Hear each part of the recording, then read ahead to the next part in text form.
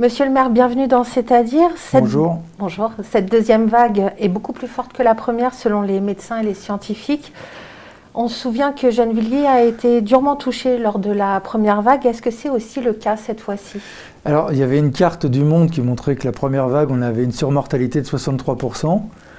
Pour l'instant, on fait partie des villes touchées en termes de nombre cas Covid, mais je n'ai pas de surmortalité. C'est-à-dire au point de cette semaine, la mortalité est à peu près équivalente à l'année dernière. Mais ce qui ne veut pas dire grand-chose, parce que vous le savez, en cas d'épidémie, c'est la progression qui est importante et on peut malheureusement avoir une mortalité beaucoup plus importante et très rapidement dans les jours qui viennent. Vous aviez envoyé un courrier à l'ARS pour connaître le nombre de cas sur la ville. Est-ce qu'ils vous ont répondu? Est-ce que vous avez des chiffres plus précis? L'ARS ne m'a pas répondu personnellement, mais on a des chiffres maintenant, au moins hebdomadaires, sur la situation, pas par quartier, mais ville par ville.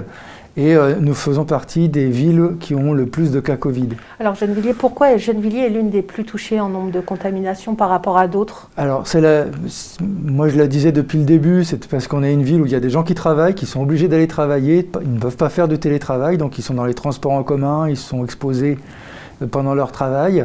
Ce sont aussi des endroits où il y a parfois des logements trop petits pour les habitants. Et ce que je disais pour la première vague est confirmé dans cette étude du Monde d'ailleurs, puisque les cartes de progression et de surmortalité sur la première vague correspondent exactement aux endroits où les gens ont été obligés d'aller travailler, où les gens ont aussi les logements les plus petits, où plutôt sont la surpopulation la plus importante. Est-ce que vous avez observé une augmentation du nombre de décès ? Là, non, pour l'instant, à cette date, mais je vous dis, ça ne veut pas dire grand-chose, puisque ça peut progresser très rapidement. C'est ce qui s'était passé dans la première phase, on avait l'impression d'être pareil, et très rapidement, ça peut se développer.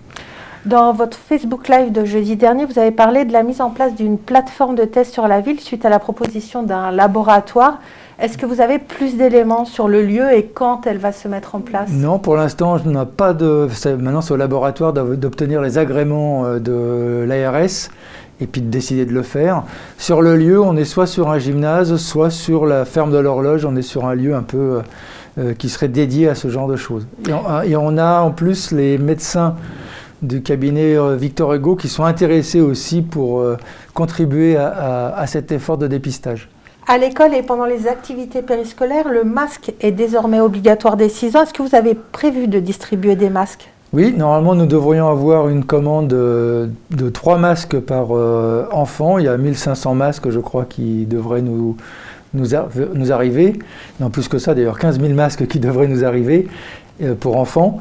Une partie devrait arriver en fin de semaine et on fera une distribution dans les écoles et une autre partie certainement dans la semaine qui suit qui sera aussi distribuée dans les écoles. On est en train de regarder avec les directions d'école sur les modalités de distribution, parce qu'on ne voudrait pas leur rajouter des tâches qu'ils ne souhaiteraient pas faire, donc on regarde avec eux en concertation avec les directions d'école. Et pour éviter la fracture numérique, est-ce que vous avez prévu de doter les élèves en matériel? Alors ça, c'est ce que travaille directement l'Éducation nationale, comme on l'avait fait dans la première phase. C'est l'Éducation nationale qui repère les enfants qui auraient besoin de matériel. Et dans la première phase, on avait fait des prêts de matériel, on continue de le faire. C'est les 100 tablettes qui ont été distribuées à la rentrée scolaire? Oui, je ne sais pas si c'est les 100 tablettes distribuées à la rentrée scolaire, mais c'était les ordinateurs prêtés l'année dernière.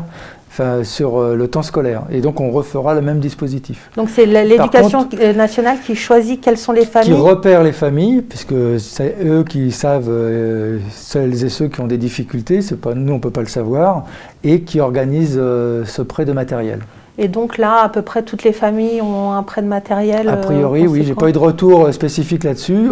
Par contre, le retour que j'ai, c'est sur les étudiants, qui, eux, peuvent avoir des difficultés. Et donc, on est en train d'étudier quelle forme d'aide on pourrait avoir. Et le réseau étudiant de son côté est très actif sur ce champ-là aussi. Eux, ils vont avoir des cours à distance et donc vous allez étudier, voir comment vous allez... Pour certains, c'est difficile parce qu'ils n'ont plus le droit d'être dans des salles. Ils font des cours à distance, ils n'ont pas forcément le matériel. Et puis même pour être aidés. Donc, par contre, le réseau étudiant fait un boulot formidable de ce point de vue-là pour aider les uns les autres, soit à trouver du matériel, soit à être aidés en distance. Ça va bientôt être aussi le cas pour les lycées, apparemment. Qu'est-ce qu'il en est au lycée Galilée actuellement? Le lycée, pour l'instant, je sais que le proviseur avait demandé à avoir des demi-classes. Ça lui avait été refusé. Maintenant, visiblement, le gouvernement accepte cette proposition-là, donc ils vont mettre ça en œuvre certainement. Vous proposiez la semaine dernière une aide pour les jeunes. Est-ce que vous avez avancé sur la question? Pas encore. J'ai une réunion le 17 novembre qui devrait avancer fortement sur cette question-là pour vous donner une date précise.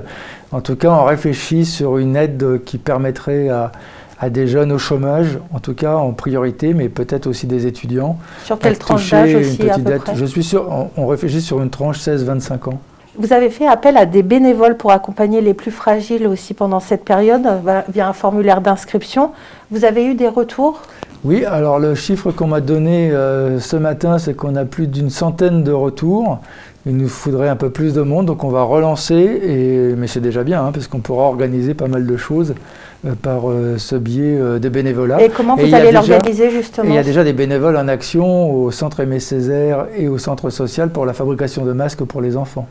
Et pour ces bénévoles-là, comment est-ce que ça va s'organiser? Alors c'est pareil, le 17 novembre, on fait cette réunion-là, on traite les deux aspects, aide aux jeunes, travail avec les bénévoles.